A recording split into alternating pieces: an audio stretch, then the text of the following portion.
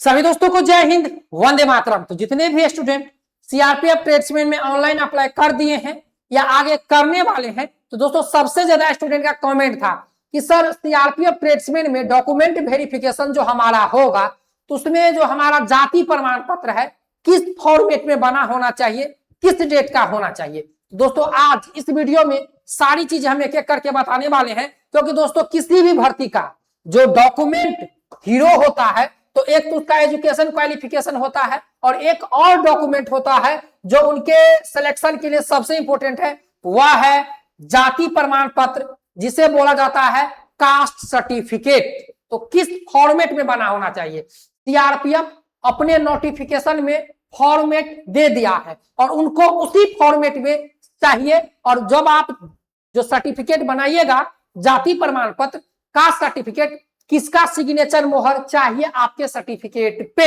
नहीं तो भर्ती से बाहर कर दिए जाएंगे। आइए इस वीडियो में जानते हैं कि आपका जो जाति प्रमाण पत्र है किस डेट का होना चाहिए, किस फॉर्मेट में बना होना चाहिए, ओबीसी, एससी, एसटी, ईडब्ल्यूएस, सारी चीजें इस वीडियो में हम आप लोगों को बताने वाले हैं। लेकिन उससे पहले आप लोग यदि हमारे चैनल पे नए हैं और पहली बार है तो सब्सक्राइब करके जाइएगा। आगे आने वाले समय में हमारे चैनल से बहुत ज्यादा फायदा आपको मिलेगा सिलेक्शन के लिए। ठीक है दोस्तों, तो यहां पर देख लीजिए, प्रमाणीकरण की प्रक्रिया एवं प्रमाण पत्र का प्रारूप। आरक्षित रिक्तियों के लिए आवेदन करने या आयु में छूट प्राप्त करने इच्छुक उम्मीदवार को सीआरपीएफ बल द्वारा मांगे जाने पर सक्षम पदाधिकारी द्वारा जारी निर्धारित प्रारूप में आवश्यक प्रमाण पत्र प्रस्तुत करना होगा, अन्यथा उनके अनुसूचित जाति, अनुसूचित जनजाति, अन्य पिछड़ा वर्ग, आर्थिक रूप से कमजोर वर्ग, ईडब्ल्यूएस श्रेणी के दावे पर विचार नहीं किया जाएगा। ठीक है, यदि आप इस भर्ती में छूट चाहते हैं आयु में, या आप जो है देखिए यहाँ पर आयु में छूट के लिए जो भी बच्चा, या आप जिस भी कास्ट के हैं, जैसे कि मान चलिए हम बोल रहे हैं कि भैया हम ओबीसी हैं, कोई बच्चा बोल रहा है कि हम एससी हैं, तो उस जब आप जाइएगा तो आपसे मांगा जाएगा कि क्या आप ओबीसी हैं, क्या आप एससी हैं। यदि आप एससी हैं तो आप प्रमाण पत्र दिखाइए, ठीक है, और उनकी उम्मीदवारी आवेदन के अनारक्षित युवा श्रेणी के अंतर्गत माना जाएगा। यदि आपके पास, यदि आप एससी हैं, यदि आपके पास एससी प्रमाण पत्र प्रारूप में नहीं है तो आपको जनरल में धकेल दिया जाएगा। इस चीज को जान लीजिए, ठीक है, हमने पहले भी वीडियो में बताया था, याद कर कीजिए। ठीक है, इसके अतिरिक्त यदि किसी अभ्यर्थी ने किसी अन्य प्रकार की आयु छूट का दावा किया है या भूतपूर्व सैनिक एएसएम का दर्जा प्राप्त करने का दावा किया है और वह संबंधित प्रमाण पत्र प्रस्तुत करने में असमर्थ रहता तो उसकी संबंधित श्रेणी अर्थात अनुसूचित जाति से हटाकर, ठीक है, उनको जो है प्रमाण पत्र का अंतर्गत प्रारूप सूचना का संकलन या किसी अन्य प्रारूप में प्रस्तुत प्रमाण पत्र स्वीकार नहीं किया जाएगा। ठीक है, तो आप यदि ओबीसी हैं तो आपको जो सीआरपीएफ का प्रारूप है, देखिए निर्धारित प्रारूप, उसमें आपको दिखाना होगा। ठीक है, अब देखिए आगे आइए, अनुसूचित जाति, अनुसूचित जनजाति या अन्य पिछड़ा वर्ग से संबंधित कोई अभ्यर्थी यदि एक राज्य से दूसरे राज्य में प्रवासन, माइग्रेशन पर होता है तो उसे यह सोच समझकर निर्णय लेना होगा कि वह अपने मूल राज्य से आरक्षण का लाभ लेना चाहता है या प्रवासन वाले राज्य से अनारक्षित अभ्यर्थी के रूप में आवेदन करना चाहता है। यह विकल्प अभ्यर्थी का ऑनलाइन आवेदन पत्र में ही चुनना होगा। आवेदन पत्र जमा करने के बाद इस विकल्प पे किसी भी प्रकार का परिवर्तन करने का अनुरोध सीआरपीएफ बल द्वारा स्वीकार नहीं किया जाएगा। यदि कोई अभ्यर्थी अपने मूल राज्य आरक्षण का लाभ लेने के विकल्प चुनता है तो उस आवेदन पत्र में अपना मूल राज्य तथा वर्तमान निवास राज्य दोनों का जानकारी देनी होगी या उसकी उम्मीदवारी पर विचार के मूल राज्य आधार पर किया जाएगा। मान चलिए आप बिहार से हैं और आप चले गए असम, ठीक है, यदि आप असम से लाभ लेना चाहते हैं और असम का आपका प्रमाण पत्र है तो आपको दोनों प्रमाण पत्र सीआरपीएफ के अंतर्गत प्रस्तुत करना होगा, कास्ट सर्टिफिकेट और आपका डोमिसाइल। इस चीज को याद रखिएगा। अब देखिए, अनुसूचित जाति, अनुसूचित जनजाति, अन्य पिछड़ा वर्ग, आर्थिक रूप से कमजोर वर्ग, ईडब्ल्यूएस का लाभ लेने के निर्णायक तिथि ऑनलाइन आवेदन प्राप्त करने की अंतिम होगी, जो कि 19/5/2026 है। ठीक है, तो आपका जो कास्ट सर्टिफिकेट है, डोमिसाइल सर्टिफिकेट है, ठीक है, यह 19/5/2026 से पहले का होना चाहिए। ठीक है, अन्य पिछड़ा वर्गों के लिए आरक्षण के आधार पर नियुक्ति चाहने वाले व्यक्ति को यह अनिवार्य रूप से सुनिश्चित करना होगा कि उसके पास जाति समुदाय प्रमाण पत्र है और वह निर्णायक के संपन्न वर्ग क्रिमिनल में नहीं आता है। इस प्रयोजन के लिए निर्णायक 19/5/2026 है। तो आप जो आपके पास जो कास्ट सर्टिफिकेट है, ठीक है, वह सेंट्रल गवर्नमेंट का होना चाहिए, भारत सरकार का होना चाहिए, और सीआरपीएफ ने जो फॉर्मेट जारी किया है उस फॉर्मेट में होना चाहिए, और वह 19/5/2026 से पहले का होना चाहिए। अभ्यर्थी यह भी ध्यान दे कि ऊपर बताई गई बातों के मामले में उनकी उम्मीदवारी तब तक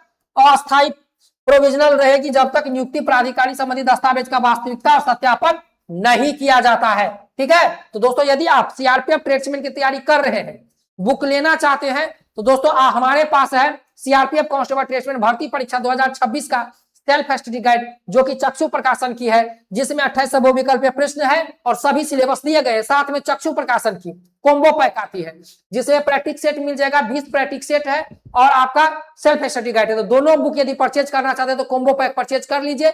वीडियो के नीचे डिस्क्रिप्शन में लिंक है, लिंक पर क्लिक करके घर बैठे आप बुक को मंगा सकते हैं और तैयारी कर सकते हैं। अब देख लीजिए, आरक्षण आयु में छूट चाहने वाले अभ्यर्थी नोटिस में संकलन 4, 5 और संकलन 6 में निर्धारित प्रारूप में जाति प्रमाण पत्र लागू है।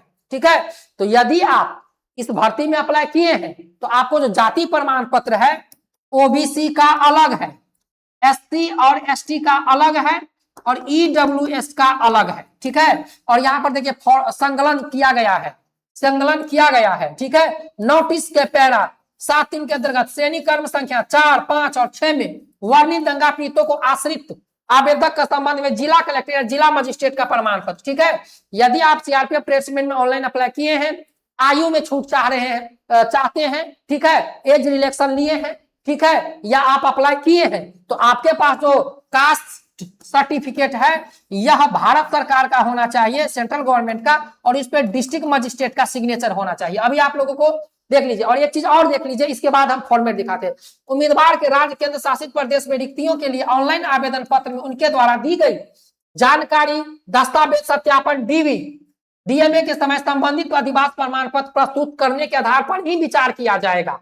अभ्यर्थी को अधिवास, डोमिसाइल, राज्य और ऑनलाइन आवेदन पत्र में जानकारी प्रदान करते समय किसी भी परिस्थिति में अत्यंत सावधानी बरतनी चाहिए। यदि ऑनलाइन आवेदन पत्र और दस्तावेज सत्यापन डीबी में डीएमई के समय उनके द्वारा प्रस्तुत अधिवास प्रमाण पत्र उल्लेखित राज्य में भिन्नता पाई जाती है तो उनकी उम्मीदवारी तत्काल रद्द कर दी जाएगी और उन्हें डीएमई में मतलब डिटेल मेडिकल एग्जामिनेशन में अनुमति नहीं दिया जाएगा। तो ऑनलाइन आवेदन करते समय जो डॉक्यूमेंट आप दे रहे हैं वही डॉक्यूमेंट आगे भी आपको दिखाना होगा। अब देख लीजिए, फॉर्मेट देख लीजिए। ठीक है, बहुत सारे बच्चे मैसेज कर रहे थे कि सर क्या होगा, तो ये देख लीजिए, सीआरपीएफ ट्रेड्समैन का जो नोटिफिकेशन है 38 नंबर पेज में इंग्लिश और हिंदी दोनों है, तो आप इंग्लिश वाला डाउनलोड कर लीजिएगा।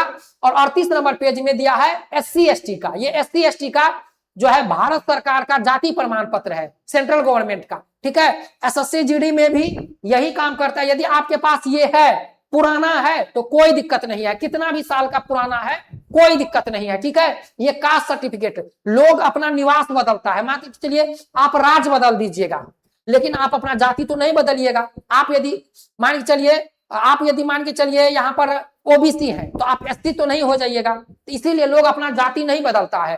तो आपके पास जाति कितना भी पुराना है, यदि इस फॉर्मेट में है तो आपको नया बनवाने की जरूरत नहीं है। यदि आप नया बनवाना चाहते हैं तो बनवा सकते हैं, ये डिस्ट्रिक्ट से बनता है, इस चीज को जान लीजिए।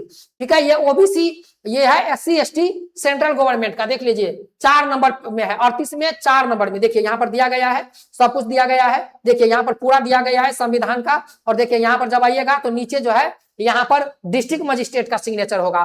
तो ये डिस्ट्रिक्ट मजिस्ट्रेट से आपको बनवा के 2 पेज में है रखना होगा। यदि आपके पास पहले से है तो कोई दिक्कत नहीं। इसके बाद देख लीजिए, जो यहाँ पर भारत सरकार के अधीन पदों पर नियुक्ति के लिए आवेदन पत्र करने वाले अन्य पिछड़ा वर्ग द्वारा प्रस्तुत किए जाने प्रमाण पत्र, ये अन्य पिछड़ा वर्ग के लिए है। देख लीजिए यहाँ पर है, यहाँ पर जिला मजिस्ट्रेट से आपको सिग्नेचर करवा के और ये बनाकर रख लेना। ये यदि आपके पास है, पुराना है तो कोई दिक्कत नहीं, यदि नहीं है तो नया बनवा लीजिए और इस पर डेट 19/5/2026 से पहले का होना चाहिए। सीआरपीएफ ट्रेड्समैन के लास्ट डेट से पहले का होना चाहिए। इसके बाद नीचे आइएगा तो नीचे आपको मिल जाएगा, देखिए यहाँ पर एसटी कैंडिडेट का। ठीक है, ये एसटी कैंडिडेट के लिए है। और यहाँ पर देख लीजिए आर्थ ईडब्ल्यूएस, ये जो स्टूडेंट ईडब्ल्यूएस है यह ईडब्ल्यूएस के लिए है। तो तीनों फॉर्मेट यहाँ पर दिया गया है, पेज नंबर 38 और 39 और 42 में। ठीक है, एससी एसटी का अलग है, एससी एसटी के एक साथ है, ओबीसी का अलग है, और ईडब्ल्यूएस का अलग है। तो इस फॉर्मेट में यदि आपके पास है, ठीक है दोस्तों,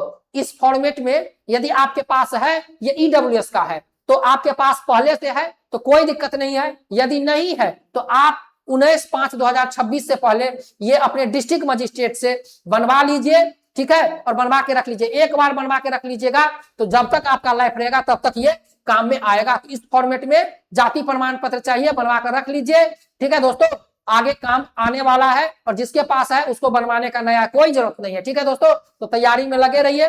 फॉर्मेट हम दिखा दिए, जाकर बना लीजिए, 2 से 3 दिन के अंदर आपको बना के दे देगा। और ये जो है ऑफलाइन वाला चाहिए, ऑनलाइन नहीं है, ऑफलाइन ही ये फॉर्मेट निकलवा के सिग्नेचर मोहर करवा लीजिए, ठीक है दोस्तों, डिस्ट्रिक्ट मजिस्ट्रेट से, डीएम से, ठीक है। जाइए तैयार करवा लीजिए। मिलते हैं नेक्स्ट वीडियो में। जय Hind, Vande Mataram, best of luck दोस्तों।